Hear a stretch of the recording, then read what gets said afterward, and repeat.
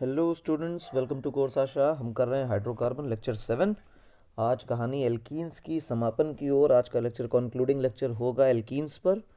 और हम कर रहे थे केमिकल प्रॉपर्टीज़ ऑफ एल्कीन्स, जहाँ पर हम शायद पेरोक्साइड इफेक्ट तक आ चुके थे। क्रैश इफेक्ट हमने देखा था और Markovnikov rule, anti Markovnikov rule complete कर लिया था। आज की स्टोरी शुरू होती है addition of elements of hypohalous acids से। केमिकल प्रॉपर्टीज ऑफ एल्कीन्स की शुरुआत। अब प्रॉपर्टी है नई। चलिए शुरुआत करते हैं आज के लेक्चर की। और कहानी चालू होती है addition of hypohalous acids. Addition of hypohalous acids. ये हाइपोहेलस एसिड्स क्या होते हैं पहले भी कर चुके हैं रिएक्शंस, तो मालूम होगा। अगर नहीं मालूम है तो मालूम कर लेते हैं।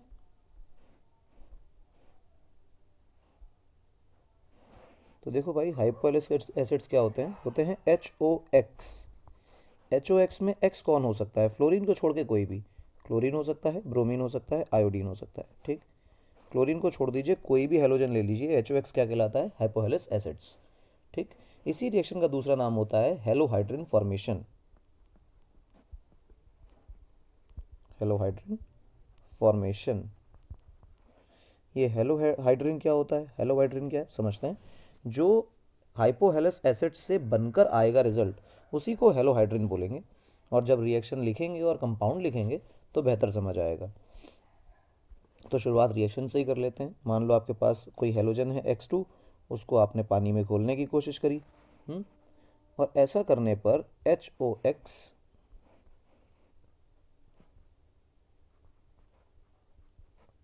प्लस HX बन के सामने आता है।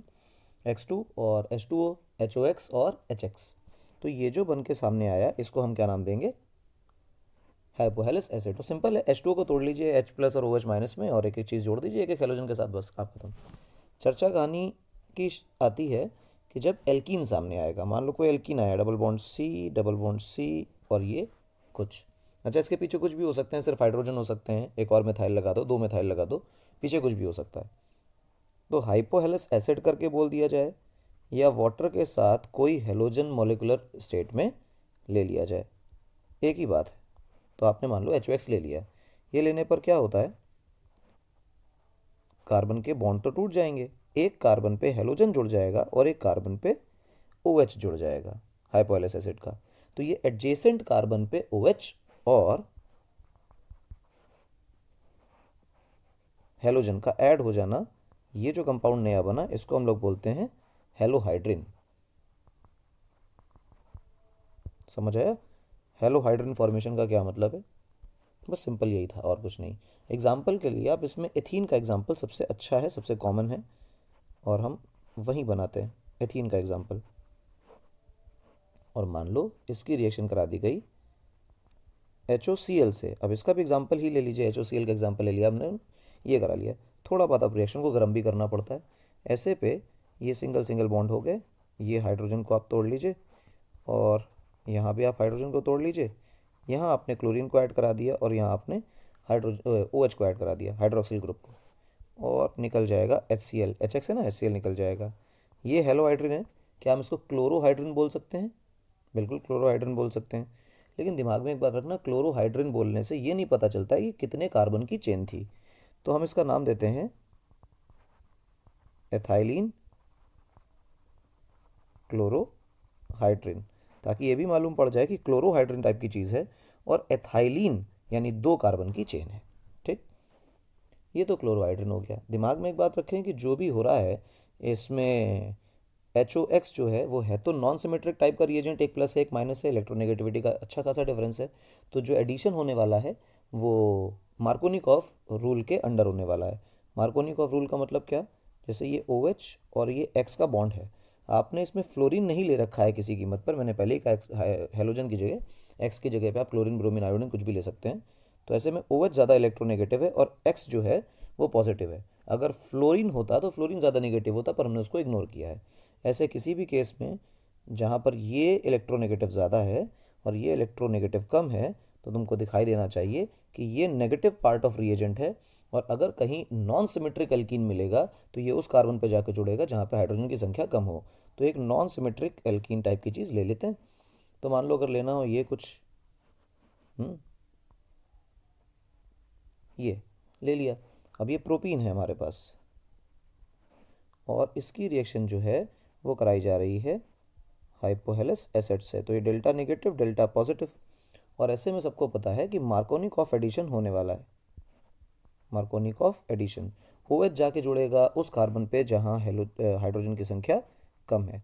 अच्छा, इस बात पे बहुत अच्छी तरह फोकस करना कि मालूम होना चाहिए कि कौन सा ज़्यादा इलेक्ट्रोनेगेटिव कौन सा कम इलेक्ट्रोनेगेटिव है। पता तो हो कि कहाँ आप ऐड कराने जा रहे हो, है ना।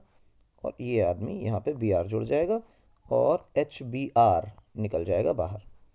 ठीक, इस प्रकार से रिएक्शन हो जाएगी। इसको हम बोलेंगे प्रोपाइलीन ब्रोमोहाइड्रिन। ठीक,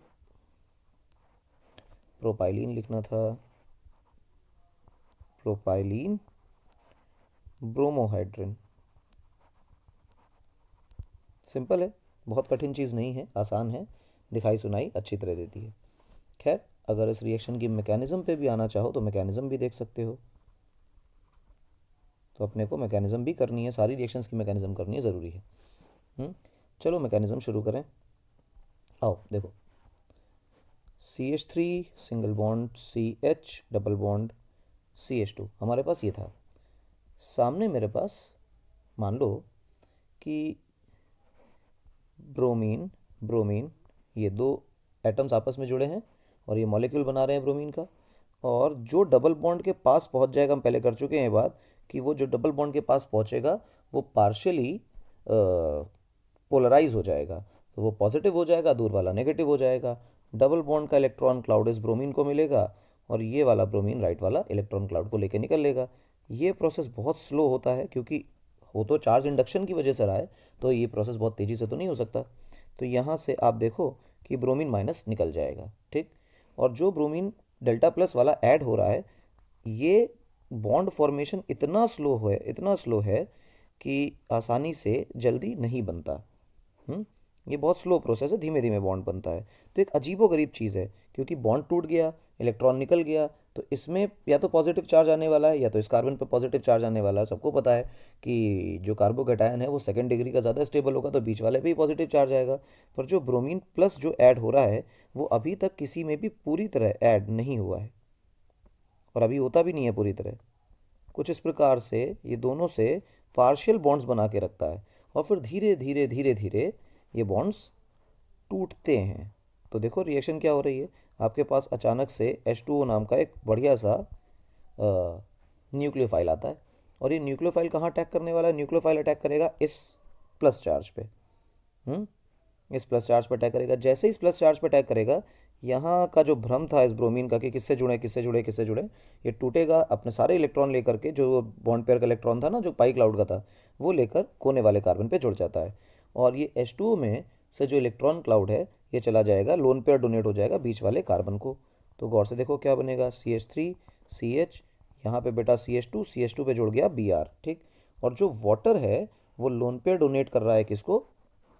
ये बीच वाले कार्बन को। तो ये ऑक्सीजन रहा, ये हाइड्रोजन और ये हाइड्रोजन। ठीक, अच्छा, ऑक्सीजन ने लोन पेयर दे दिया है इसलिए वो पॉजिटिवली चार्ज हो जाएगा, और ये बात ऑक्सीजन को बिल्कुल पसंद नहीं है कि ऑक्सीजन के ऊपर नेगेटिव चार्ज आ जाए। दुनिया में दूसरा सबसे इलेक्ट्रोनेगेटिव एलिमेंट है, तो क्यों चाहेगा कि उसके ऊपर पॉजिटिव चार्ज आ जाए? बर्दाश्त ही नहीं करेगा। हाइड्रोजन से बॉन्ड को तोड़ेगा, अपने इलेक्ट्रॉन को वापस ले लेगा।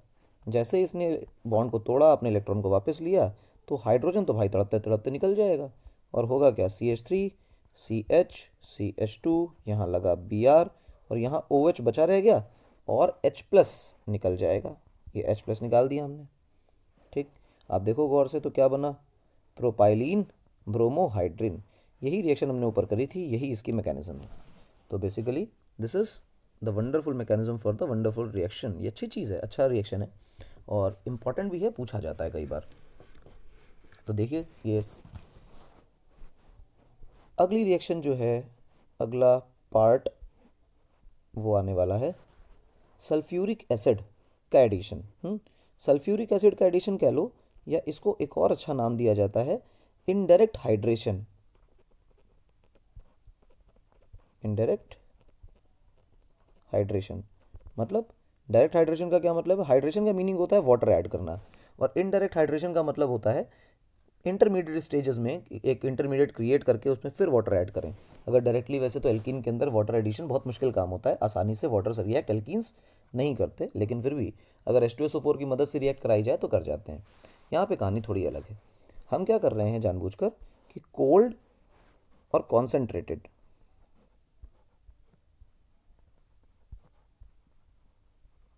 H2SO4 ले रहे हैं, कोल्ड एंड कॉन्सेंट्रेटेड H2SO4 ले रहे हैं और इसको एल्कीन में ऐड करा रहे हैं। अगर सिमेट्रिक एल्कीन है तो कोई लोचा नहीं है, और अगर एंटी सिमेट्रिक या नॉन सिमेट्रिक एल्कीन है तो फिर हम उसमें मार्कोनिकॉफ रूल के अकॉर्डिंग एडिशन कराएंगे। जैसे मान लो एथीन का एग्जाम्पल ले लिया जाए, CH2 डबल बॉन्ड CH2 है, इसमें हमें H2SO4 जोड़ना है।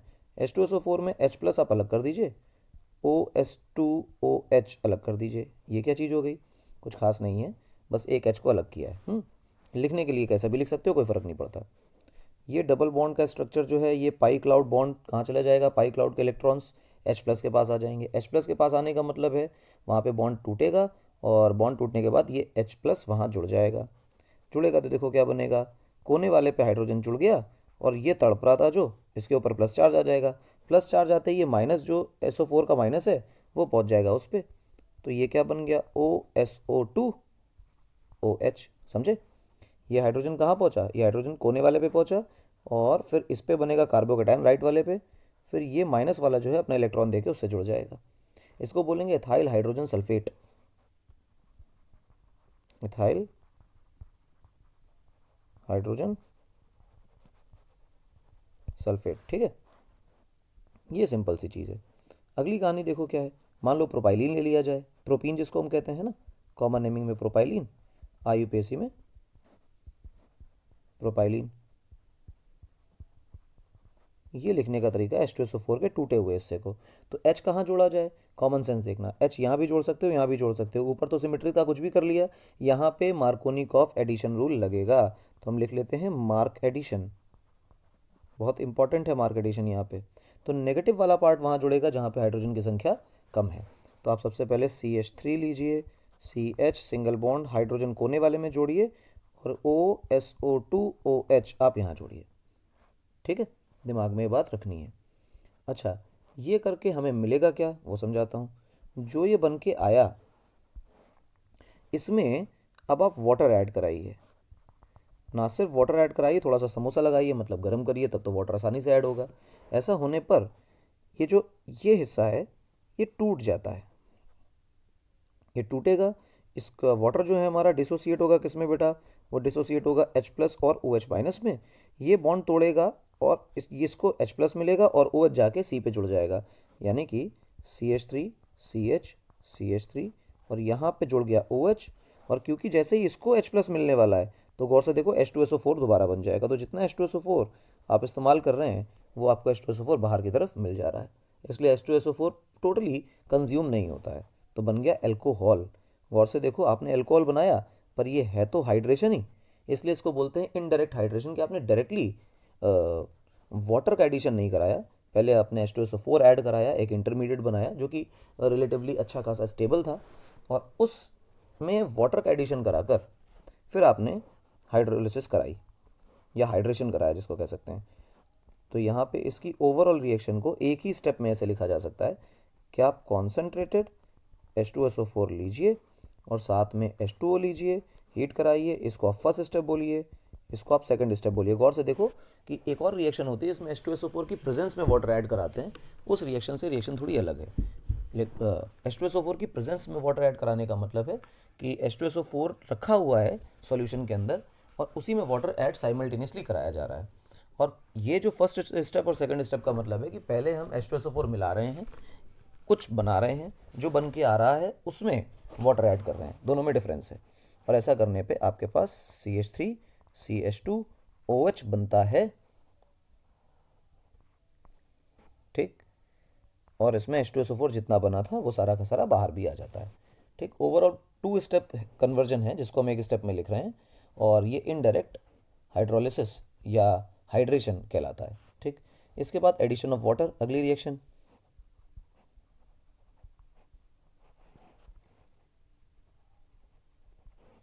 एडिशन ऑफ वाटर, अभी भी तो एडिशन ऑफ वाटर था, नहीं वो इनडायरेक्ट था, अब की बार जो है वो डायरेक्ट आएगा। डायरेक्ट का मतलब क्या हुआ, या इसको ऐसे लिख लो, डायरेक्ट हाइड्रेशन, तो और अच्छा लगेगा। डायरेक्ट हाइड्रेशन क्या, डायरेक्ट पानी घोलना है, डायरेक्ट पानी घोलना है, पर अभी भी H2SO4 की प्रेजेंस लेनी पड़ेगी, एसिड की प्रेजेंस में रिएक्शन करानी है। ठीक, इन प्रेजेंस ऑफ एसिड, इसमें कोई फर्स्ट स्टेप रिएक्शन नहीं है, सेकंड स्टेप रिएक्शन नहीं है, एक साथ हो रहा है। क्या कर रहे हैं देखो, मान लो CH3 सिंगल बॉन्ड, यहाँ पे ले लिया हमने CH2, और ये CH3 थोड़ा सा सब्सटीट्यूटेड ले लो, तो रिएक्शन और अच्छी लगेगी देखने में। कि हम लोग हर बार एक एग्जांपल क्यों लें, चेंज कर लेते हैं, सब्सटीट्यूटेड कंपाउंड ले लेते हैं, इसको आइसोब्यूटाइलिन बोलते हैं।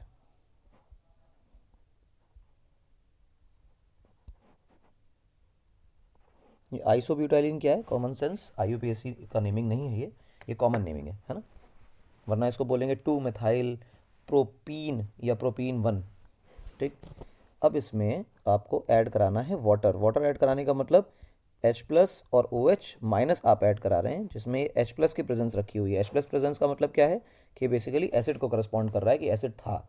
अच्छा, एसिड था का मतलब जब आप एसिड लोगे तो वाटर एसिडिफाई हो जाएगा, यानी H प्लस के कॉन्सेंट्रेशन बढ़ जाएंगे, तभी तो और जल्दी दूसरे वाटर मॉलिक्यूल टूटेंगे, पोलराइज होंगे, इसीलिए आपको एसिड की प्रेजेंस लेनी पड़ती है।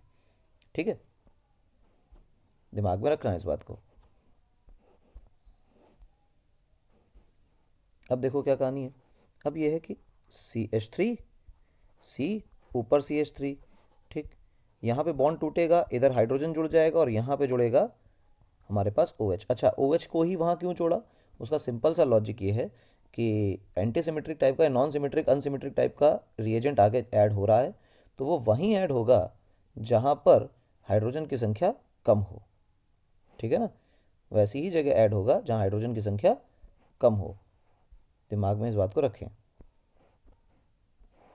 तो ये बन गया भैया अपना एल्कोहल, इसको क्या कहोगे, 2 मेथाइल प्रोप टू ऑल या प्रोपन टू ऑल। ठीक, ये हो गया। इसके बाद जो एल्कीन की रिएक्शंस हैं उनमें बहुत क्लासिक रिएक्शंस हैं, जिनको हम बोलते हैं ऑक्सीडेशन रिएक्शंस ऑफ एल्कीन्स। ठीक, ऑक्सीडेशन रिएक्शंस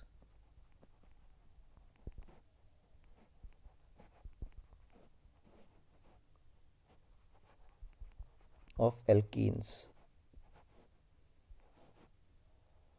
क्या करने वाले हैं ऑक्सीडेशन रिएक्शन ऑफ एल्कीन्स में, देखो सिंपल, ऑक्सीडेशन रिएक्शन कुछ नहीं है, सबसे पहले तो कंप्लीट कंबशन कराओ। जब भी कभी ऑक्सीडेशन की बात आए तो सबसे पहला शब्द आना चाहिए कंप्लीट कंबशन। कंप्लीट कंबशन का मतलब क्या है, कि ऑक्सीजन लीजिए, बहुत सारी हीट लीजिए और एक हाई टेम्परेचर पे रिएक्शन को इग्नाइट कर दीजिए, काम खत्म। जब भी आप ऐसा करेंगे, सिर्फ एल्कीन नहीं, एल्केन वगैरह सबके साथ यही होता है कि कार्बन डाइऑक्साइड वाटर वेपर निकलती है। तो आपके पास मान लो CH2 डबल बॉन्ड CH2 है, एग्जाम्पल के तौर पे डायरेक्ट करते हैं, एथीन आपने लिया, इसमें आपने ऑक्सीजन ली, यहाँ 2 लगाए, और फिर ये 2CO2 प्लस 2H2O निकलेगा, जहाँ पे बहुत सारी हीट ऑफ कंबशन निकलने वाली है। Delta H C, what is delta H C, enthalpy of combustion, कितनी हीट निकली, ये वैल्यू -1411 किलो जूल पर मोल होती है। अगर एक किलो जूल पर मोल दिखाई दे रही है तो इसका क्या मतलब है, अच्छा नेगेटिव दिखाई देने का क्या मतलब है, कि रिएक्शन बहुत ज़्यादा एक्सोथर्मिक है। अगर डेल्टा एच सी मतलब कंबशन की हीट या एंथैल्पी ऑफ रिएक्शन नेगेटिव आती है तो एक्सोथर्मिक रिएक्शन होती है, पॉजिटिव आती है तो एंडोथर्मिक रिएक्शन होती है। कॉमन सेंस है, कंबशन करा रहे हो तो एंडोथर्मिक रिएक्शन तो नहीं होने वाली, एक्सोथर्मिक रिएक्शन ही है। ठीक, हाईली एक्सोथर्मिक रिएक्शन। अच्छा, जितने लोअर एल्कीन्स हैं वो हाईली एक्सोथर्मिक रिएक्शंस देते हैं और साथ ही साथ उनकी कैलोरीफिक वैल्यू बहुत ज़्यादा होती है, डेल्टा एच सी बहुत ज़्यादा होता है, जिसकी वजह से उनको फ्यूल की तरह इस्तेमाल करते हैं। जब यूजर्स पढ़ेंगे तो उसमें चीज़ सीखेंगे। फिलहाल के तौर पे ऑक्सीडेशन कर लेते हैं, मतलब ऑक्सीडेशन तो अभी किया ही, ये तो कंप्लीट कंबशन था। कंप्लीट कंबशन से दूसरा केस कंट्रोल्ड ऑक्सीडेशन की बात कर लेते हैं। कंट्रोल्ड ऑक्सीडेशन का क्या मतलब है, हम स्टेज ऑक्सीडेशन में जितनी भी स्टेजेस से हमारा एल्कीन गुजर रहा है उन स्टेजेस को रोक सकें और इंटरमीडिएट्स को प्राप्त कर सकें। मतलब कंबशन ना करा के ऑक्सीडाइजिंग एजेंट्स की प्रेजेंस में उनको ऑक्सीडाइज कराएं। ठीक, तो जैसे ऑक्सीडेशन विथ ऑक्सीजन, तो इसमें पहला पार्ट तो यही आ जाएगा। ऑक्सीडेशन किसी और से भी होता है, बिल्कुल होता है, KMnO4 से कर सकते हैं, ओजोन से भी कर सकते हैं। ओजोन से हमेशा हमेशा बॉन्ड टूट जाते हैं। दिमाग में रखें इन बातों को। देखो, अब कुछ नहीं करना है, CH2 डबल बॉन्ड CH2 हमारा एथीन है, आधा मोल ऑक्सीजन का ले लीजिए।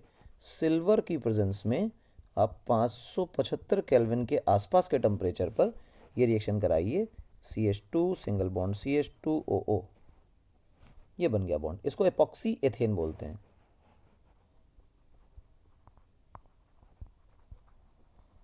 ये बनता है, ऐसे आपको करना है। जैसे मान लो CH3 लिया, CH डबल बॉन्ड CH2, फिर इसमें आधा मोल ऑक्सीजन ले लीजिए और यहाँ पे आप फिर से सिल्वर की प्रेजेंस ले लीजिए, 575 केल्विन का बढ़िया सा टेम्परेचर ले लीजिए। तो कोने वाला CH3 ऐसे ही रहेगा, ये CH सिंगल बॉन्ड CH2 और ऑक्सीजन ऑक्सीजन, ये इसको हम लोग 1,2 एपॉक्सी प्रोपेन बोलेंगे।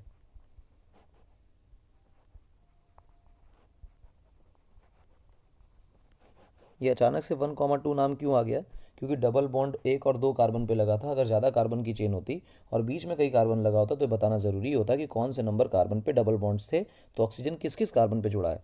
तो ऑक्सीजन जो है 1,2 पे जुड़ा है, मतलब 1 और 2 दोनों पे जुड़ा है। अब ऑक्सीडेशन, जो तीसरी रिएक्शन है ऑक्सीडेशन की, वो है oxidation with potassium permanganate. Potassium permanganate क्या होता है? KMnO4। ठीक, तो लिख लेते हैं ऑक्सीडेशन विथ KMnO4। इस KMnO4 के भी दो अच्छे रूप हैं।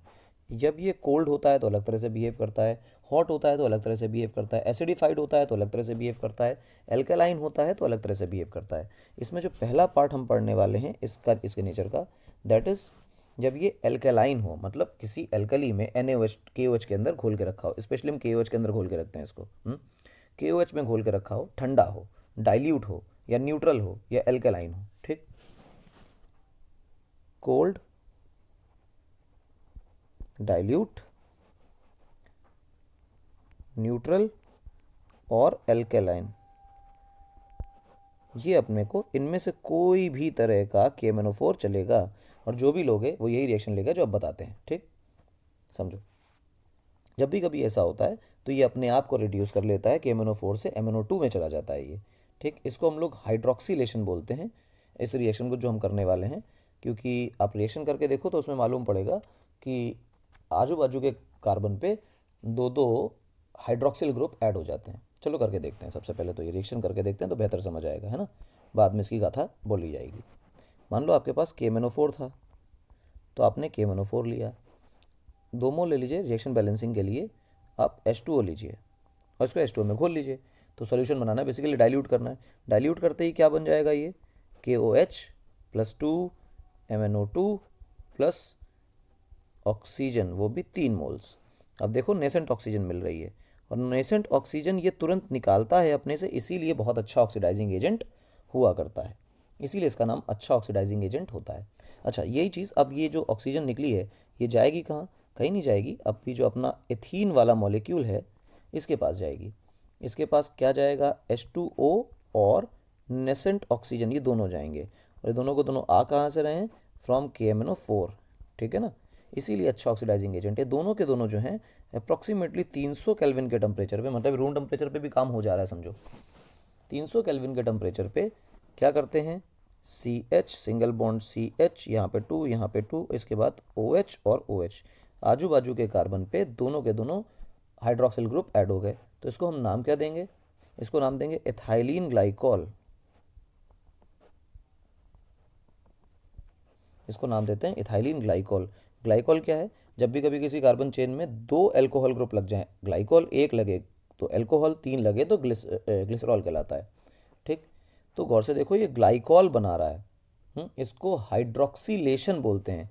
ये जो OH ग्रुप है, इस OH ग्रुप का नाम हाइड्रोक्सिल ग्रुप होता है। और आप देखो कि इसमें दो दो हाइड्रोक्सिल ग्रुप एक साथ ऐड हो रहे हैं, तो ऐसी रिएक्शन को हम लोग हाइड्रोक्सीलेशन बोला करते हैं। ठीक है, इसमें क्या है आप देखो गौर से, तो जैसे जैसे रिएक्शन प्रोसीड होती जाएगी वैसे वैसे KMnO4 अपने आप में टूटता जाएगा, MnO2 KOH में कन्वर्ट होता जाएगा, और फिर ये OH और H2O जो है, जो यहाँ ले रखा था हम लोगों ने, तो खैर इसमें चला गया, लेकिन जितना भी एक्स्ट्रा H2O है सॉल्यूशन में है, वो इस O2 के साथ, सॉरी नेसेंट ऑक्सीजन के साथ हमारे एल्कीन में, इसको एथीन लिख लेना चाहिए, एथीन से रिएक्शन करके ग्लाइकॉल बनाता जा रहा है।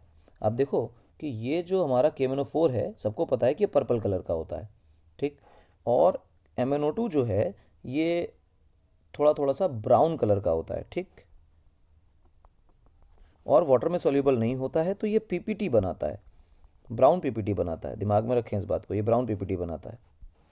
तो ब्राउन PPT बना ले जरा इसकी, ब्राउन PPT बना लेते हैं, ठीक है। ये ब्राउन PPT बनाता है, ये हमारा पर्पल कलर का होता है। जैसे जैसे रिएक्शन प्रोसीड करेगी कॉन्सेंट्रेशन इसका घटता चला जाएगा और इसका कॉन्सेंट्रेशन बढ़ता चला जाएगा, तो हम ये कहेंगे कि पर्पल कलर फेड्स,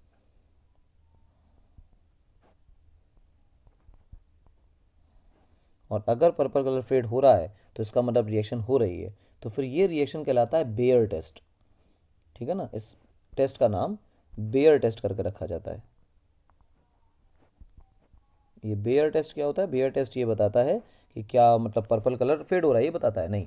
अगर जिस कंपाउंड से इसकी रिएक्शन कराई गई KMnO4 के प्रेजेंस में ऑक्सीडेशन कराया गया, अगर वहाँ सच में मल्टीपल बॉन्ड सिस्टम है, डबल बॉन्डेड सिस्टम है, तो डबल बॉन्डेड सिस्टम ग्लाइकॉल बनाएगा, ग्लाइकॉल बनाएगा तो पर्पल कलर फेड हो जाएगा। अगर ये डबल बॉन्डेड सिस्टम ना होता तो ऐसा कोई ग्लाइकॉल बन के नहीं आता।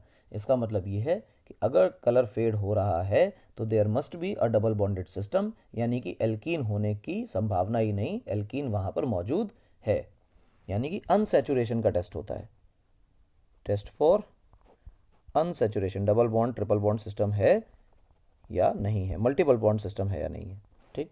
बेयर टेस्ट के नाम से ये टेस्ट किया जाता है। अच्छा, ये तो कोल्ड से हो गया रिएक्शन। अब फिर कोई बच्चा कहेगा कोल्ड से थी तो फिर हॉट से भी होगी, तो बी पार्ट जो इसका है वो यही है, that is oxidation with hot KMnO4। Reaction का मैकेनिज्म बदल जाएगा।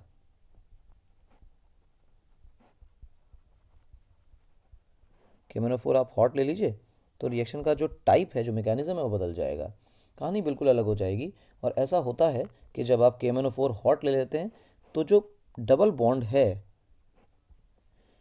इसका क्लीवेज हो जाता है। What is the cleavage of bond? Bond टूट जाता है, डबल बॉन्ड टूट जाता है, मतलब दो कार्बन अलग अलग हो जाएंगे बिल्कुल।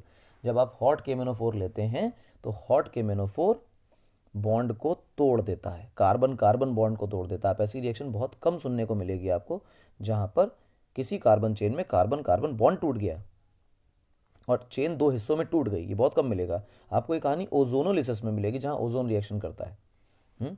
ओजोन और हॉट KMnO4 कार्बन चेन को तोड़ देते हैं, स्पेशली तब जब डबल बॉन्डेड सिस्टम हो। तो खैर आप देखो, फोर नेसेंट ऑक्सीजन, ये नेसेंट ऑक्सीजन क्या है भाई? कुछ नहीं, नेसेंट ऑक्सीजन मिली किससे? KMnO4 से मिली, और क्या। और KOH तो हमें लेना ही है क्योंकि हमें एल्कोहलिक लेना है, ठीक। ये मान लो एल्कलाइन लिया तुमने तो ये एल्कली है, इसमें घोल के रखा हुआ है, कोई दिक्कत वाली बात नहीं। और मान लो कि 380 केल्विन के आसपास का ठीक ठाक बढ़िया अच्छा टेम्परेचर है। ऐसे में बॉन्ड टूट जाएगा, टूटेगा तो ये चेन अलग मिलेगी, ये चेन अलग मिलेगी। अब चेन टूट चुकी है, टूटने के बाद इसको ऑक्सीडाइज तो होना ही है, तो ये भी ऑक्सीडाइज होगा और ये भी ऑक्सीडाइज होगा। ऑक्सीडाइज होकर क्या बनाएंगे? ऑक्सीडाइज होकर के अगर टर्मिनल कार्बन है, ये टर्मिनल कार्बन, तो 100% फॉर्मिक एसिड बनाएंगे। और अगर कुछ और हैं तो चेन पे डिपेंड करता है कि एसिड बनेगा, एल्डिहाइड बनेगा, कीटोन बनेगा, ठीक। पर अगर टर्मिनल कार्बन है तो फॉर्मिक एसिड ही बनने वाला है, तो आप फॉर्मिक एसिड बना दीजिए इसको ऑक्सीडाइज करके यहाँ पे।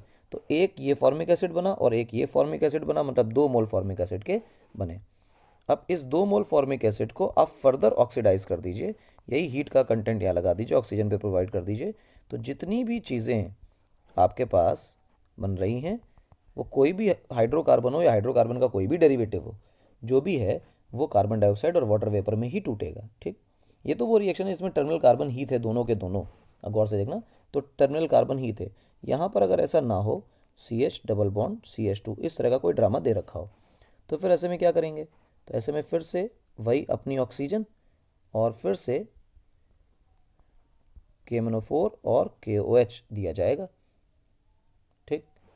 और 380 केल्विन का टेम्परेचर फिर से रखा जाएगा।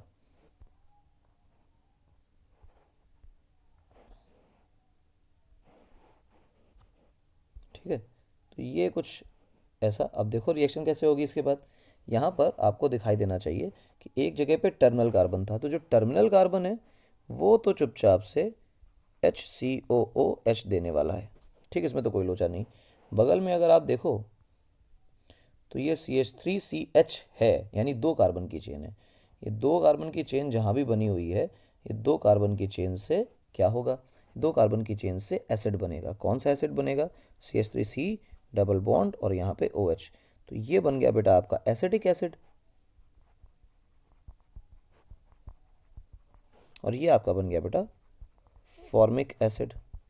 और फॉर्मिक एसिड को ये जल्दी ऑक्सीडाइज हो जाता है। इसकी सबसे बड़ी परेशानी ये है कि अगर आप फिर से इसको ऑक्सीजन प्रोवाइड करें तो ये CO2 और H2O में कन्वर्ट हो जाएगा। ये छोटी सी बात थी, ठीक है। तो ये रिएक्शन तो इसकी हो गई। इसके अलावा क्या कुछ और नहीं बनता, बिल्कुल बनता है। मान लो आप सब्सटीट्यूटेड ले, तो स्ट्रेट चेन ले ली थी, आप कहानी सब्सटीट्यूटेड की ले लो। सब्सटीट्यूटेड कहानी लेने से क्या होगा, अभी देखो दिखाई देगा। मान लो CH3 लिखा, यहाँ कार्बन, यहाँ पे एक मिथाइल ग्रुप लगा लीजिए और डबल बॉन्ड CH2 लगा लीजिए, ठीक। इसको हम लोग बोलेंगे आइसोब्यूटाइलिन या फिर 2 मिथाइल प्रोपीन, ठीक। इसमें आप 4 ऑक्सीजन फिर से ऐड कराइए, वही कहानी। और फिर आपके पास KMnO4 लेना है और KOH लेना है। 380 केल्विन के आसपास का टेम्परेचर ले लीजिए। ऐसे में क्या होगा समझो, ये कोने वाला कार्बन टूट जाएगा, क्योंकि बॉन्ड का तो क्लीवेज करना ही है ना आपको, डबल बॉन्ड तो तोड़ना ही है। तो डबल बॉन्ड तोड़ करके आप 2 चेन तो बनाएंगे ही बनाएंगे, तो इसको तोड़ दीजिए। तो देखो ये पूरा हिस्सा 3 कार्बन का अलग और ये 1 कार्बन का अलग। जो 1 कार्बन का मिल रहा है वो तो फॉर्मिक एसिड ही बनाएगा, HCOOH ही बनाने वाला है। और जो 3 कार्बन का हिस्सा है CH3C और यहाँ पे CH3, तो ऑक्सीजन इस कार्बन पे जुड़ेगी जिसको तड़प ज़्यादा है, तो यहाँ पे डबल बॉन्ड से एक ऑक्सीजन जुड़ जाएगी। अब गौर से सोचो, तो ये बन गया प्रोपेनोन। इस प्रोपेनोन का कॉमन नेम होता है एसीटोन। तो जो भी बन के यहाँ पे फॉर्मिक एसिड आया है, इसमें अगर फर्दर ऑक्सीजन प्रोवाइड कर दी जाए तो ये CO2 और H2O में कन्वर्ट हो जाता है। तो इसमें तो कोई चमत्कार नहीं है, ये तो छोटी बात है, पर ये प्रोपेनोन बन गया। तो depends on the type of chain कि ये कीटोन बनने वाला है या एसिड बनने वाला है, ठीक। इसके अलावा जिसमें टर्मिनल कार्बन पे डबल बॉन्ड ना लगा हो तो क्या करें, तो उसका भी एक एग्जांपल ले लें। CH3 CH double bond CH और फिर CH3, और फिर यहाँ पर वही कहानी कि आपको KMnO4 हॉट KOH की प्रेजेंस में लेना है। 380 केल्विन अच्छा खासा टेम्परेचर कर रखा है। और यहाँ पे ऑक्सीजन ले ली है 4। तो कॉमन सेंस है, बॉन्ड यहाँ से टूट जाएगा, आप यहाँ से बॉन्ड का क्लीवेज करा दीजिए। तो 2 कार्बन की चेन है, यानी कि आपको मिलेगा CH3COOH इससे भी और CH3COOH इससे भी, क्योंकि 2 ही कार्बन के तो हैं, तो 2 मोल इसके मिल जाएंगे।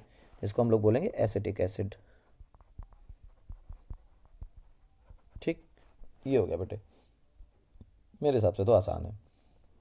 अब इसमें आप 2 कार्बन 3 कार्बन 4 कार्बन जितना चाहो उतना एंटी सिमेट्री क्रिएट कर सकते हो, इससे कोई लोचा नहीं है। और सब्स्टिट्यूट चेन और ज़्यादा बना सकते हो, ये काम कर सकते हो। जैसे मान लो यहाँ पे CH3, यहाँ पे CH3, यहाँ पे CH3 और यहाँ पे CH3 लिया और यहाँ पे 2 ऑक्सीजन लिए, ठीक।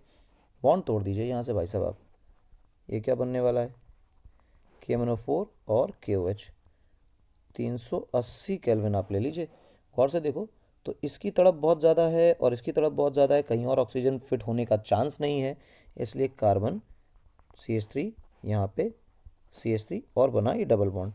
तो बेसिकली हम इसको बोल सकते हैं प्रोपेनोन। प्रोपेनोन, और या फिर कॉमन नेमिंग में इसका नाम क्या है, एसीटोन। और ऐसे मुझे 2 मोल मिलने वाले हैं क्योंकि 2 वहाँ पे बन रहे थे। सिंपल है, कुछ खास नहीं है, बड़ा ही आसान टाइप का टॉपिक है। अगली रिएक्शन देखो, अगली रिएक्शन इज कॉल्ड ओजोनोलिसिस या ऑक्सीडेशन विथ ओजोन। तो करते हैं।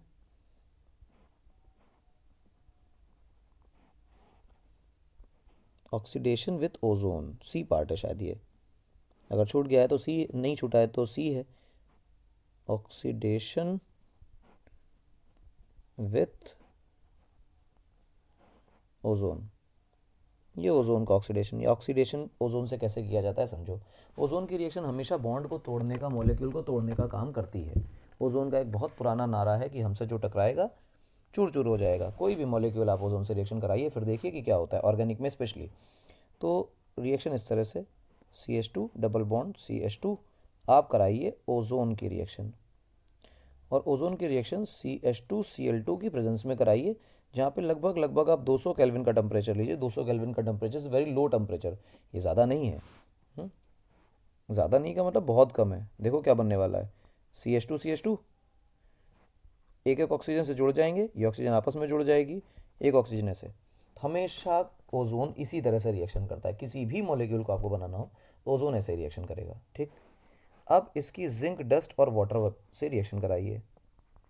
जिंक डस्ट और वाटर वेपर ले लीजिए, वाटर वेपर ले लीजिए, पानी ले लीजिए, हॉट वाटर ले लीजिए तो भी काम हो जाएगा, ठीक है ना। ये एथाइलिन ओजोनॉइड कहलाता है जो इंटरमीडिएट बन रहा है। बीच में इंटरमीडिएट क्या है तो अच्छा खासा कंपाउंड, एथाइलिन ओजोनॉइड ये है, ठीक।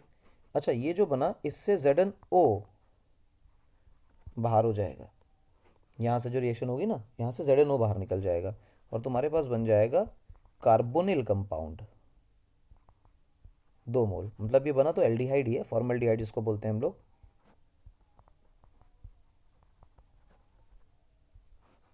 ये फॉर्मल्डिहाइड बन गया आपके पास। किया क्या, कैसे बन गया फॉर्मल्डिहाइड, तो देखो यहाँ से बॉन्ड टूटा, यहाँ से बॉन्ड टूटा, मॉलिक्यूल टूट के 2 टुकड़े हो गए मॉलिक्यूल के, समझे। और जो ये ऑक्सीजन है जो कहीं की नहीं रही, ये चली गई जिंक के साथ और जिंक ऑक्साइड बना लिया, समझे। तो ओजोनोलिसिस हमेशा रिएक्शन करेगा। एक और एग्जांपल लो और अपने आप से उसको देखो कि क्या हो रहा है। तो जब एक और एग्जांपल करोगे तो बेहतर समझ आएगा। चलो बेहतर एग्जांपल 3 से समझते हैं। एक थोड़ा सा अजीबोगरीब एग्जांपल लेते हैं, है ना। ये थोड़ा सिमेट्रिक था, नॉन सिमेट्रिक ले लो, वहाँ से भी समझ लो।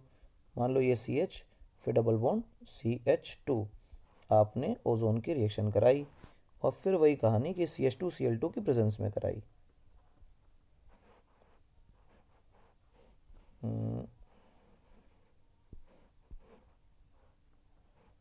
ये CH2Cl2 और 200 केल्विन बहुत लो टेम्परेचर है हमारे रूम कंडीशंस के कंपैरिजन में। तो आप ये लीजिए CH3, फिर ये हुआ CH, और जहाँ डबल बॉन्ड लगा है डबल बॉन्ड तो टूट ही जाएगा, एक ऑक्सीजन ये, और आपस में एक ही ऑक्सीजन से ये ऐसे बॉन्ड बन जाएंगे, ठीक। अब आपको क्या करना है, आप जिंक लीजिए मेटल और वाटर लीजिए, और जिंक ऑक्साइड यहाँ से निकल जाएगा। जिंक ऑक्साइड कैसे निकलेगा, फिर वही कहानी कि जो बॉन्ड होगा वो ऐसे टूटेगा और बॉन्ड जो है वो ऐसे टूटेगा, तो ये तड़पता हुआ ऑक्सीजन जो है ये कहीं का नहीं रहेगा और जिंक ऑक्साइड बना लेगा, ठीक। अच्छा, बन के क्या आएगा वो देखो। तो जो बन के आएगा उसको, जगह कम बची है तो मैं यहीं लिख देता हूँ। एक तो इसका बनेगा जो कोने वाला आदमी है, तो कोने वाले आदमी के लिए तो यहाँ पे डबल बॉन्ड O है, ये वाला ऑक्सीजन, ठीक। और ये H और यहाँ भी H, एक तो ये बन गया। और जो ये 2 कार्बन की कहानी है, उस 2 कार्बन की कहानी में एक जगह तो CH3 ऐसे लगा रहने दो, ये C है, ठीक। डबल बॉन्ड ऑक्सीजन और एक बॉन्ड हाइड्रोजन, आप देखो ये हाइड्रोजन, ये मिथाइल, तो ये बचा डबल बॉन्ड ऑक्सीजन। अब कार्बन के पास क्योंकि हाइड्रोजन था इसलिए उसको कोई तकलीफ नहीं थी और पहले से ही उसका जीवन सही चल रहा था।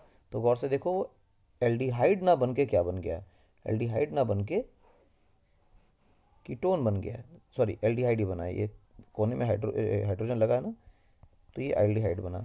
ये फॉर्मल्डिहाइड बना, ये एसिटल्डिहाइड बना, ठीक है, दिमाग में रखें।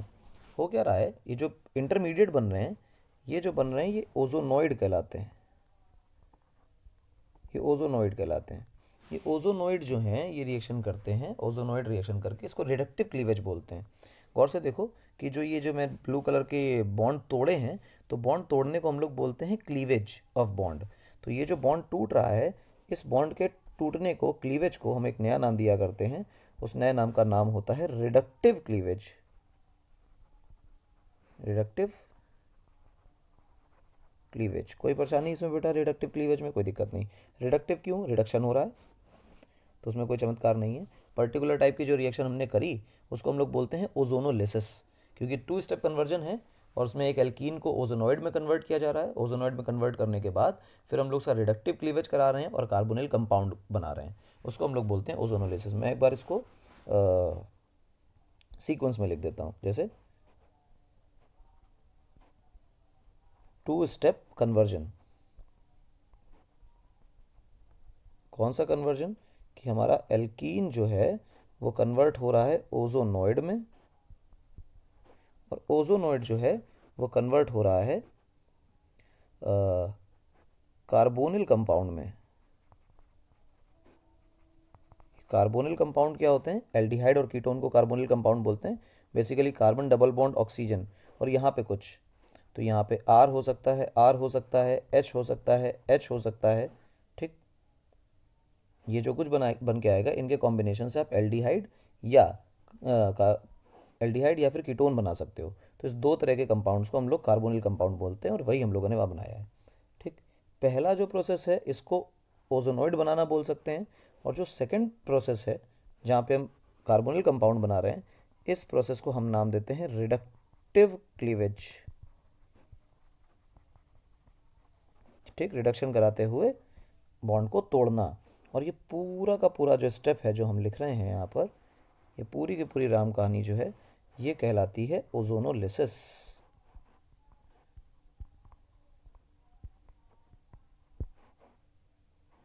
ओजोनोलिसिस कहलाती है ये।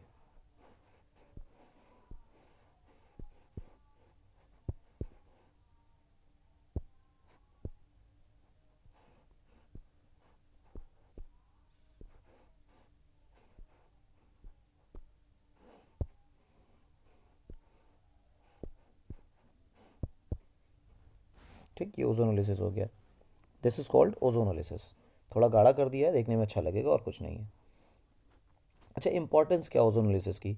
क्यों इतना ज़रूरी है ओजोन से रिएक्शन कराना? क्यों इस तरह की बातें की जाती हैं जानबूझ के? तो बहुत इंपॉर्टेंट है। ओजोन बेसिकली जैसे हम लोग क्लास के अंदर बढ़ा देते हैं कि एल्कीन है, लैब के अंदर कैसे पहचानोगे एल्कीन है? चलो पहले अभी बेयर टेस्ट था, वो एल्कीन था, समझ आ गया था डबल बॉन्डेड है। पर डबल बॉन्ड पहले कार्बन पे लगा है, डबल बॉन्ड दूसरे कार्बन पे लगा है, डबल बॉन्ड तीसरे कार्बन पे लगा है। कौन सा सब्सटीट्यूशन है? जो डबल बॉन्ड दूसरे कार्बन पे अगर लगा भी है तो वहाँ सब्सटीट्यूटेड चेन है कि नहीं है, ये कैसे पता लगाओगे? तो ये पता लगाने के लिए कि डबल बॉन्ड की लोकेशन क्या है और कितनी चेन सब्सटीट्यूटेड है, हम लोग ओजोनोलिसिस का इस्तेमाल करते हैं। तो ये इसकी इंपॉर्टेंस है। मैं लिख नहीं रहा हूँ, सिर्फ बोल रहा हूँ, तो इसको आपको नोट ज़रूर करना है। To locate the double bond and to identify whether the chain is substituted और नॉट, ओजोनोलिसिस की जाती है। जैसे आपके सामने एक छोटा एग्जांपल ये है कि CH3 CH2 CH double bond CH2, और मैं डायरेक्टली बोलूँ कि इसका ओजोनोलिसिस करा रहा हूँ, है मतलब रिडक्टिव क्लीवेज वगैरह कुछ सब कुछ मिलाने जुलाने के बाद अगर मैं इसको ऐसे बोल दूँ कि ओजोनोलिसिस करा रहा हूँ, तो वो सारी की सारी चीज़ें जो हैं वो एक साथ एक ही जगह पे आ जाएंगी। इसमें क्लीवेज कहाँ से होगा? यहाँ से होगा। तो आपको सीधा दिखाई देता है कि CH3 CH2 और फिर ये CHO, ये बन गया बेटा आपका प्रोपेनल। और जो आखिरी वाला ये टर्मिनल कार्बन बना, इससे बना बेटा आपका HCHO, तो ये मेथेनल बना। आपको एक मेथेनल मिल रहा है और एक मिल रहा है प्रोपेनल, इसका मतलब टर्मिनल कार्बन पे डबल बॉन्ड लोकेटेड था। ठीक, और मेथेनल का मिलना ये बताता है कि एक कार्बन, जो भी जितने भी कार्बन की चेन थी उसमें टर्मिनल वाले पे ही डबल बॉन्ड था, वरना मेथेनल नहीं मिलता। इसी की तरह आप ऐसा एग्जांपल लीजिए, CH3 CH double bond CH CH3, फिर से इस रिएक्शन की जगह पे हम लोग लिख लेते हैं ओजोनोलिसिस। मैं पूरा पूरा नहीं लिख रहा हूँ, वो सारी चीज़ें बस मान के चलें वो सब कुछ ओजोनोलिसिस के अंदर आ गया। ऐसे में CH3, ये देखो बॉन्ड यहाँ से टूटेगा, 2 कार्बन का क्या बनेगा? CH3 CHO, और ऐसे ही इसका भी 2 कार्बन का CH3 CHO बनेगा। 2 मॉलिक्यूल्स ऑफ व्हाट? एथेनल। तो फिर वो दूसरे कार्बन पे डबल बॉन्ड था।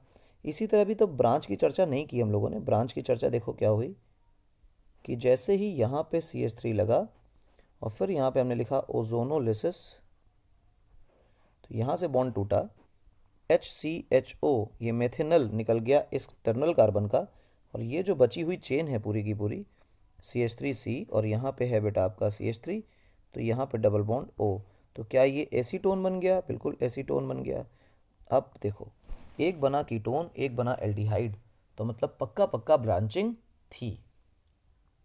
ठीक है, ये बात समझनी चाहिए। तो ये ब्रांचिंग है कि नहीं, डबल बॉन्ड है कि नहीं, तो इसका टेस्ट जो है वो ओजोनोलिसिस से होता है। हम कहते हैं कि ओजोनोलिसिस टेस्ट जो है वो इंश्योर करता है कि डबल बॉन्ड कहाँ है, और डबल बॉन्ड कहाँ है के साथ साथ डबल बॉन्ड वाली चेन में कोई ब्रांचिंग है या नहीं है। ठीक, तो ये तो इसकी इंपॉर्टेंस है और बड़ी अच्छी रिएक्शन है, पूछी जाती है, खूब इंपॉर्टेंट है। अगली चीज़ क्या है, गौर से देखो, दैट इज पॉलीमराइजेशन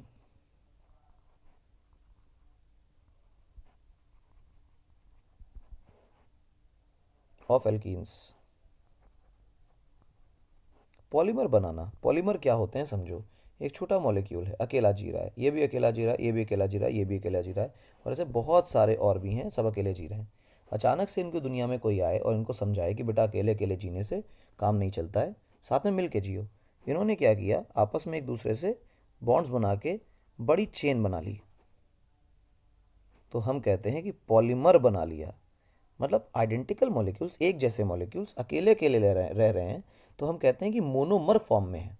मोनो मतलब एक, हाँ, अकेले फॉर्म में है। और जब ये आपस में जुड़कर, दो जुड़ेंगे तो डाइमर, तीन जुड़ेंगे तो ट्राइमर, चार जुड़ेंगे तो tetramer, and so on so fourth, और लंबी लंबी चेन बनाएंगे, तो हम लोग कह देंगे कि ये पॉलीमर बना के रह रहे हैं, दीज आर पॉलीमर्स। तो ऐसे पॉलीमर बनाने की रिएक्शन को, इस प्रोसेस को हम नाम देते हैं पॉलीमराइजेशन। ठीक, polymerization is a process in which large number of simple molecules combine to form a big molecule. This simple molecules are called monomers, while the big molecules called macromolecules are called polymer. ठीक है ना, तो dimer, trimer, tetramer हो सकते हैं। तो इतनी अंग्रेजी बोल दी है, इसको 10 सेकंड रिवाइंड करके दोबारा सुनो, लिख लेना डेफिनेशन, और लिखने नहीं वाले टाइम ज़्यादा लगेगा। पहली बात जो आएगी वो एथीन का पॉलीमराइजेशन ऑफ एथीन, स्पेसिफिक होकर सिर्फ इसी की बात कर रहे हैं। कैसे करते हैं देखो, होता क्या है, मान लो CH2 डबल बॉन्ड CH2, इसके तुम्हारे पास n मॉलिक्यूल्स हैं, और आपने इसमें क्या किया, ट्रेसेस ऑफ ऑक्सीजन लिए। ट्रेसेस ऑफ ऑक्सीजन का क्या मतलब है, बहुत छोटा अमाउंट ऑफ ऑक्सीजन। कितना छोटा, 0.01% से कम। ओहो, बहुत कम है, बिल्कुल इतना कम। और लगभग लगभग 475 केल्विन के आसपास का टेम्परेचर रखिए। और अगर इन सारे मॉलिक्यूल्स को आपस में लिंक करना है, तो वैसे भी जो एल्कीन्स हैं उनमें इंटरमोलिकुलर फोर्सेस, जो वंडरवॉल फोर्सेस हैं, बहुत स्ट्रांग नहीं होती, जिसकी वजह से इनका बॉइलिंग और मेल्टिंग पॉइंट कम होता है, फिजिकल प्रॉपर्टी में देखा था। तो अगर इनको लंबी लंबी चेनें बनानी है आपस में, यानी एक मॉलिक्यूल दूसरे से जुड़ाओ, दूसरा वाला तीसरे से जुड़ाओ, तीसरा वाला चौथे से जुड़ाओ, तो these molecule must come together very closer, और इनको बहुत क्लोज करना है तो आपको प्रेशर बहुत बढ़ाना पड़ेगा। तो इस रिएक्शन का एक हाईलाइट पॉइंट है, दैट इज 1500 ATM प्रेशर।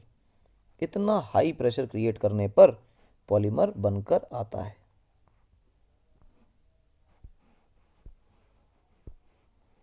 ठीक है, दिमाग में रखें इस बात को।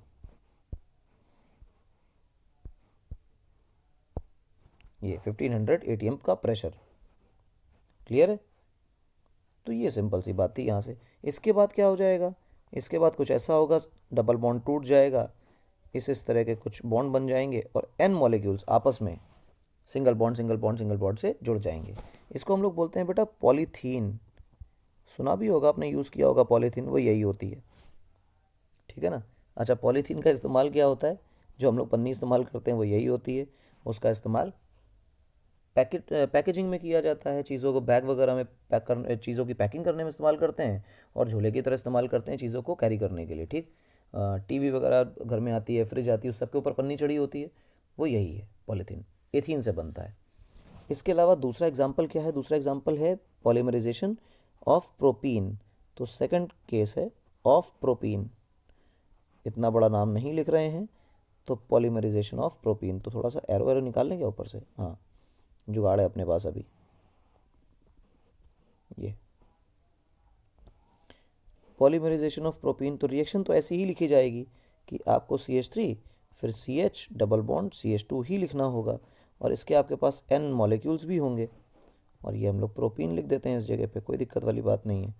और यहाँ पे आप, लेकिन हाँ समझना कि अगर एथीन सिर्फ ट्रेसेस ऑफ ऑक्सीजन से काम हो गया था तो नॉट नेसेसरी कि सबका इससे ही काम हो जाए। ठीक है, यहाँ पे आप पर ऑक्साइड्स यूज़ करते हैं। पर ऑक्साइड्स क्या होते हैं? ऑक्सीजन ऑक्सीजन सिंगल बॉन्ड और ऑक्सीजन के आसपास में जो लगे हों वो फ्लोरीन के अलावा कोई भी हो तो वो पर ऑक्साइड्स कहलाते हैं। और बहुत सारी हीट दे दीजिए, ठीक है ना। इसमें बेंजोइल परऑक्साइड का इस्तेमाल किया जाता है। बेंजोइल परऑक्साइड मैंने बताया भी था आप लोगों को, लास्ट लेक्चर आप देखिएगा तो बेंजोइल परऑक्साइड आपको दिख जाएगा। तो आप बेंजोइल परऑक्साइड का इस्तेमाल करिए, ठीक। और इसको जीगलर नेटा पॉलीमराइजेशन भी बोलते हैं, क्योंकि इसमें नाम लिख देता हूँ, फेमस ही इस नाम से है, जीगलर नेटा पॉलीमराइजेशन, इसी नाम से फेमस है, ठीक। ऐसा करने पर क्या होता है, CH2CH, यहाँ पे आपके पास CH3 और ये ऐसे और N मॉलिक्यूल्स आपस में जुड़ गए। इसको बोलते हैं पॉलीप्रोपीन, ठीक, इसको बोलते हैं पॉलीप्रोपीन। ध्यान रखें, बेंजोइल परऑक्साइड का इस्तेमाल करते हैं या फिर जीगलर नेटा पॉलीमराइजेशन बोला जाता है। दिमाग में इस बात को अच्छी तरह भर के रखना है, ठीक। अच्छा, इसका क्या खास बात है, इससे क्या बना? ये भी पॉलीथीन ही है, कुछ नई चीज़ नहीं है। जैसे ऊपर पॉलीथीन बनी थी, ये भी पॉलीथीन है, बस ये पॉलीथीन ऊपर से थोड़ी ज़्यादा हार्ड है। थोड़ी ज़्यादा कितनी हार्ड है? थोड़ी ज़्यादा तो ज़्यादा हार्ड है। मतलब जैसे आप नॉर्मल पॉलीथीन बैग्स देखते हो तो वो आसानी से हाथ से टूट जाते हैं, पर आपके घर के आसपास में दुकानों में जो दूध देने वाली जो गाड़ियाँ आती हैं, जो दूध के मतलब ट्रक्स होते हैं जिसमें दूध रख के आता है, तो उनकी क्रेट्स होती हैं। तो आप उन दूध वाली क्रेट्स को देखो जिनमें इस तरह की, या फिर जिसमें आप देखते हो कोल्ड ड्रिंक वगैरह आती हैं, तो उन क्रेट्स को देखो तो बहुत हार्ड प्लास्टिक की होती हैं। वो पॉलीथीन की जैसी हल्की फुल्की आसानी से टूटने वाली नहीं होती हैं। तो ये हार्ड प्लास्टिक्स हैं। ये जो प्लास्टिक आप देखते हो क्रेट्स वगैरह की, वो सारी की सारी ये पॉलीप्रोपीन ही होती हैं, ठीक है ना।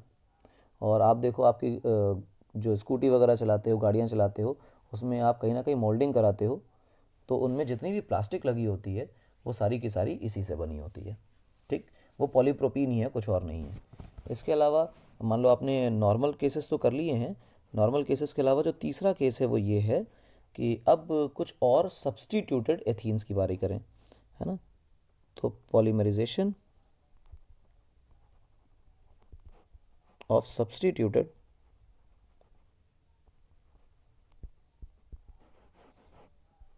एल्कीन्स। सब्स्टिट्यूटेड मतलब उसके अंदर क्लोरो लगा दो, ब्रोमो लगा दो, इस तरह की चीज़ें कर दो, साइनो लगा दो। तो जैसे मान लो क्लोरो लगा के देखते हैं, क्लोरीन लगा के देखते हैं, CH2 डबल बॉन्ड CH, और यहाँ पे लगाया हमने क्लोरीन। हमारे पास कितने मॉलिक्यूल्स हैं इसके? N। अब इसकी पॉलीमराइजेशन करा दीजिए। मैं यहाँ लिख देता हूँ, बार बार नहीं लिखूँगा। CH2 सिंगल बॉन्ड CH2, यहाँ पे लगाया क्लोरीन, और ये बॉन्ड अभी आगे चलते रहेंगे, ऐसे N मॉलिक्यूल्स आपने ले लिए, ठीक। इसको हम बोलते हैं बेटा PVC, पॉली वाइनिल क्लोराइड, ठीक, PVC। ये PVC के आपने सुना होगा PVC पाइप्स। तो घर के ड्रेनेज में जो प्लास्टिक के पाइप्स इस्तेमाल होते हैं वो यही होते हैं, वो PVC ये होता है। अच्छा, मतलब केमिस्ट्री का इस्तेमाल है लाइफ में, बिल्कुल है, बहुत ज़रूरी है। CH डबल बॉन्ड CH2, यहाँ पे आप मान लो लगा लो C6H5। तो आपने एक तरह से फिनाइल की सब्स्टिट्यूशन करा दी। इस कंपाउंड का एक स्पेशल नाम होता है, इसका नाम है स्टायरीन। ये नाम आपको रटने पड़ेंगे, हैं, बहुत इंपॉर्टेंट होते हैं। नाम के साथ रिएक्शन, नाम के साथ रिएजेंट के नाम पूछे जाते हैं। पॉलीमराइजेशन ये कराया जा रहा है ऐसे में, CH सिंगल बॉन्ड CH2, आगे आगे बॉन्ड, नीचे C6H5, ये ऐसे ऐसे, और यहाँ पे N, ठीक। इसको बोलते हैं polystyrene.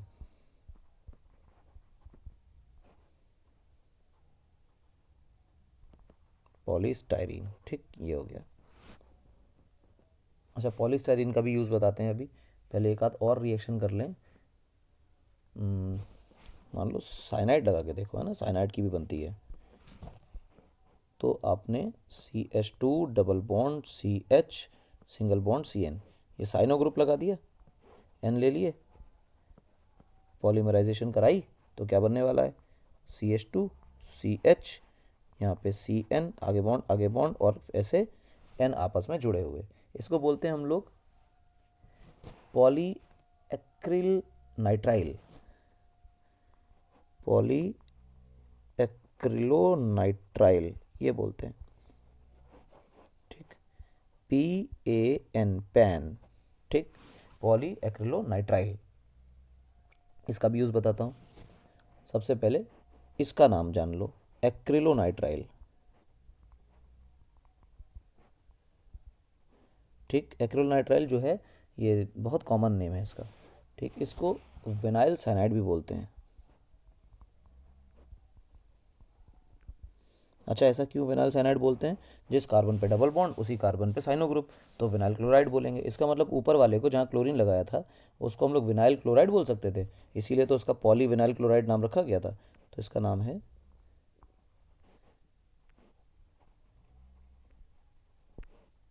Vinyl chloride. Vinyl chloride, कोई दिक्कत तो नहीं, ये विनाइल क्लोराइड था, ये पॉली एक्रिनाइल एक्रिलोनाइट्राइल था, ठीक है ना।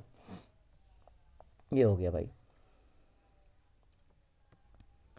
और क्या किया जाए, बस इतना बहुत है मेरे हिसाब से, काफ़ी है। इतनी सारी रिएक्शंस हो गई। अब चर्चा करते हैं यूजेस ऑफ एल्कीन्स की। यूजेस के बाद कहानी ख़त्म हो जाएगी। हम चर्चा करते हैं uses of alkenes. Uses of alkene का मतलब क्या है, समझो कौन कौन से यूजेस हैं, बहुत इंपॉर्टेंट। सबसे पहली बात तो इसको फ्यूल की तरह इस्तेमाल करते हैं, लेकिन सबको फ्यूल की तरह इस्तेमाल नहीं करते हैं। लोअर एल्कीन्स को फ्यूल की तरह इस्तेमाल करते हैं, क्योंकि लोअर एल्कीन्स की कैलोरीफिक वैल्यू बहुत हाई होती है, ठीक। दूसरा जो है वो ये है कि पॉलीमराइजेशन, सबसे लास्ट वाला पार्ट तो बहुत ही अच्छा लगा।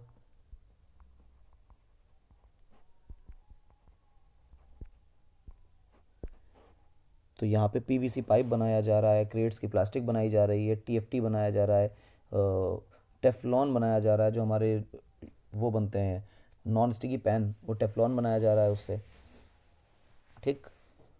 तो काफ़ी सारा इस्तेमाल है हमारे लिए इसका, ठीक है।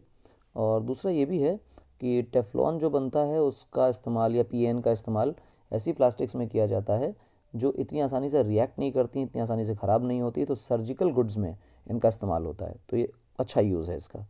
दूसरा ये है कि एल्कोहल बनाने का बड़ा अच्छा यूज़ है कि आप एसिड और वाटर की प्रेजेंस में एल्कोहल क्रिएट कर सकते हैं, साथ में ग्लाइकॉल भी क्रिएट कर सकते हैं, इससे ग्लाइकॉल बना सकते हैं। ग्लाइकॉल जो है वो एक ऐसा मटेरियल है जिसको एंटी फ्रीज मटेरियल बोला जाता है, एंटी फ्रीज मटेरियल बनाया जाता है। अब सबने सुन रखा है what is antifreeze. Antifreeze कुछ नहीं है, कभी किसी के घर में नई फ्रिज आई हो तो उसमें एक सिस्टम ऐसा होता है कि फ्रीज़र के नीचे एक ट्रे लगी होती है, उसके अंदर एक प्लेट पड़ी होती है, और कहते हैं कि लाइट चली भी जाएगी तो ये ट्रे इतनी ठंडी हो जाती है कि बहुत देर तक गर्म रखती है, ठंडी रखती है चीज़ों को, गर्म नहीं होती, और वो कुछ उसके अंदर बर्फ़ वगैरह नहीं जमती है। ये इसमें ग्लाइकॉल ही भरा होता है, वो ग्लाइकॉल जमता नहीं है, बहुत सारी हीट निकाल चुका होता है अपने अंदर से, और फिर भी नहीं जमता है, ठीक। एंटी फ्रीज मटेरियल कुछ इस तरह का। उसके बाद एक और भी है कि एल्कीन का इस्तेमाल, स्पेशली एथाइलिन का इस्तेमाल, ध्यान रखना एल्कीन में स्पेशली एथाइलिन का इस्तेमाल जो है वो राइपनिंग ऑफ फ्रूट्स के लिए किया जाता है। राइपनिंग का मतलब क्या हुआ, फलों को पकाने के लिए किया जाता है, पेड़ों पर नहीं। वो जो कच्चे फल तोड़ के ले आते हैं उसको फिर आर्टिफिशियली पकाने के काम में एथाइलिन स्पेशली आती है, ठीक। एक गैस होती है मस्टर्ड गैस, उसका नाम होता है, इंपॉर्टेंट है, ध्यान रखें। मस्टर्ड गैस हिस्टोरिक इसकी बहुत इंपॉर्टेंस है। वॉर गैस है, इसका इस्तेमाल World War I में किया गया था। क्या होती है, CH2 डबल बॉन्ड CH2 की रिएक्शन जो है वो सल्फ़र मोनोक्लोराइड से की जाए। सल्फ़र मोनोक्लोराइड है कि डाइक्लोराइड है, नहीं, मोनोक्लोराइड है, S2Cl2, तो देखो डाइमर के फॉर्म में रह रहा है, ठीक है, इसलिए इसका नाम मोनोक्लोराइड है। तो एथीन के दो मॉलिक्यूल और सल्फ़र मोनोक्लोराइड का एक मॉलिक्यूल अगर मिल जाए तो कुछ इस प्रकार की रिएक्शन होती है कि सल्फ़र अलग हो जाता है, एक सल्फ़र टूट जाता है, बाकी इस सल्फ़र के साथ इधर CH2, इधर CH2 और क्लोरीन जो है वो ऊपर वाले CH2 के साथ जुड़ जाते हैं। तो आपको सीधा दिखाई देता है कि अगर हम ये कहें कि सल्फ़र को अपना मेन एटम मान लें तो मेन एटम के बगल वाला कार्बन अल्फ़ा कहलाता है, ये कार्बन बीटा कहलाएगा। ठीक, अल्फ़ा और बीटा कहलाएगा। हम कह सकते हैं beta comma beta prime die chloro ethyl sulphide, ये सल्फाइड, सॉरी सल्फाइड नहीं, सल्फाइड, ये कंपाउंड बना। ये जो बन के आया ना, ये जो गैस बन के आई, this is called mustard gas. और ये मस्टर्ड गैस वॉर्स में इस्तेमाल की जाती थी। तो इतने इस्तेमाल एल्कीन्स के हुआ करते हैं और इससे बहुत ज़्यादा होते हैं। बहुत ज़्यादा बताने का कितनी देर तक बताते रहें, इसलिए इसको यहीं पर समाप्त करते हैं। तो केमिकल प्रॉपर्टीज़ के साथ, उनके यूजेस के साथ आज की सेवा समाप्त होती है। एल्कीन्स यहाँ से ख़त्म हो जाते हैं। अब कहानी 3 लेक्चर तो कम से कम चलेंगे ही, एल्काइंस। उसके बाद फिर एरोमेटिक कंपाउंड, जिसमें मेन काम होगा बेंजीन पर डिस्कशन का और बेंजीन के डेरिवेटिव्स का। ठीक है ना।